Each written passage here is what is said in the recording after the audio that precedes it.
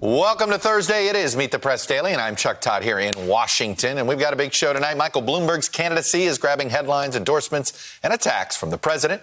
And we've got a battle brewing in Nevada, the next primary or caucus state. We're going to get to those developing stories in a moment, but we're going to begin tonight with breaking news. After a week of questions whether any Republicans or Trump administration officials would speak out against the president's behavior post-impeachment, moments ago, his Attorney General, Bill Barr, whose Justice Department is facing scrutiny for its odd handling of Roger Stone's sentencing recommendation, he spoke out about President Trump's tweets about the controversy. Public statements and tweets made about the department, about our people in the department, our men and women here, about cases pending in the department, and about judges before whom we have cases, make it impossible for me to do my job and to assure the courts and the prosecutors in the department that we're doing our work with integrity. Barr's comments come 3 days after prosecutors recommended Stone be sentenced to 7 to 9 years in prison for a conviction on 7 felonies.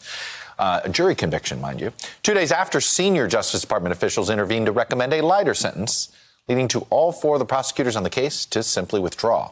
And it's 1 day after the president congratulated Bill Barr on Twitter for, quote, taking charge of a case that was totally out of control and perhaps should not have even been brought. A tweet he backed up with words later in the day. People were hurt viciously and badly by these corrupt people. And I want to thank, if you look at what happened, I want to thank the Justice Department for seeing this horrible thing. And I didn't speak to them, by the way, just so you understand. They saw the horribleness of a 9-year sentence for doing nothing. Hello, YouTubers. If you're watching this, it means you've checked out our channel, so thank you. Now do me a favor, subscribe by clicking on that button down there.